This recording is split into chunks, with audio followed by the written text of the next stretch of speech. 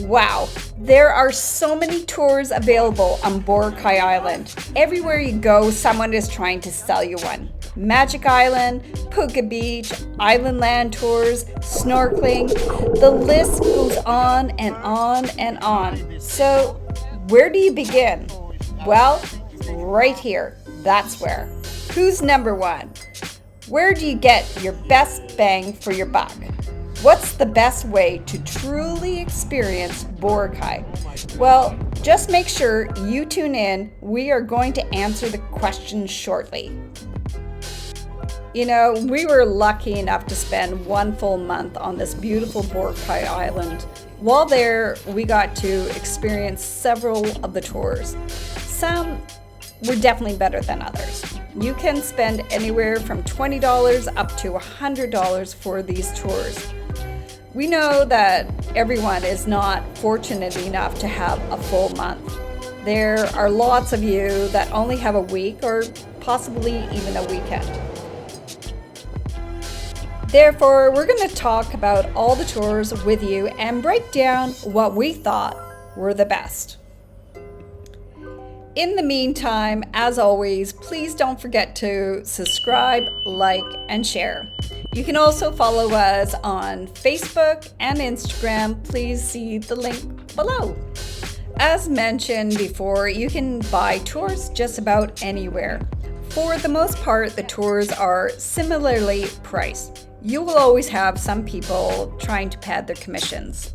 A little negotiation usually corrects that very quickly. The tours are too readily available to fool most anyone.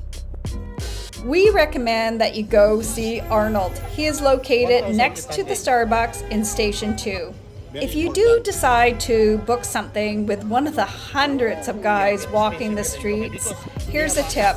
Just make sure you take a picture of them with your receipt, especially if they ask for a down payment. Okay, let's start with the beach fun.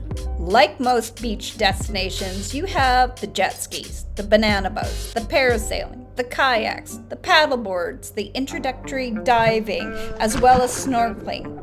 All these, for the most part, are reasonably priced and you can negotiate. And then you have the boat rentals as well as the boat tours and the island hopping. From there we go to the land tours. They do have organized land tours available from 1 hour to 3 hours. It's a great way to see several areas of the island. You can also arrange individual tours to different locations such as Puka Beach, Iligan Beach, and the Keyhole. There are so many things to see and do on this island, but in our opinion, the best two are, drum roll please. Okay, the runner-up is the Island Land Tour. We would personally do our own thing here. You can hire a trike driver. Rates are negotiable depending on the number of people and how many hours you want him for. Rates range from $23 US for 2 hours up to $40 US for 4 hours, or you can rent a scooter. Scooters are very expensive on the island. You can get 4 hours for $15 US or for the full day for $20 US. And another drum roll, please.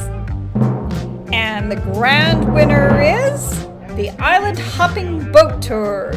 We went on the group boat, but there are private boats available as well. If you have a large group, this might be the way to go. We left the dock by Station 2 at 9 a.m. There were approximately 25 to 30 people on the boat. I believe they can take more, but I don't think I want to be on board if that were the case. From there, we motored down past Station 3 and past the ferry jetty, taking in the scenery along the way. There are some lovely little pocket beaches you can pass that will appear to be very quiet. Then we stopped at Crystal Island. There's a nice beach there with a restaurant and a bar to relax at. The attraction on the island is walking over to the caves. It's about a 5-minute walk to the caves. There are 2 caves you can explore. The longest is about 100 meters. They charge you $5 US for this access. After about an hour on Crystal Island, the boat goes just a short distance to Magic Island. This is weather dependent, and the day that we were on board, it was way too rough. We heard good things about it, and the island is small, and everyone loved the cliff jumping. From there, it is a short trip to the mainland. They supplied us with a lovely buffet lunch. All 3 of us enjoyed such a great lunch, and even for me, I'm a vegetarian and I'm really picky. It was fantastic. Some yummy chicken skewers, pork skewers, shellfish of some sort, I don't know what that is, some fish, and some watermelon. And if you're still hungry, maybe you'd like to nibble on an ear like this one on the way out. With full tummies, we boarded the boat once again and motored all the way to the far end of the island, to Puka Beach. And here they are now. Prettiest girl in Boracay, and the best looking guy in Boracay. The scenery along the way is truly spectacular. We spent about 45 minutes here swimming and lazing on the beach. When we got back on the boat, they informed us that the next stop would be the reef to do some snorkeling. They supplied all the snorkeling gear. There is an environmental fee of $1.75 US. From there, we headed back to where we started, and we finished at 3 p.m. What we liked most about this tour was the fact that we saw almost the entire island from the water. We also enjoyed all the stops, and the big lunch was a huge bonus. And the cost for this was only $16 US.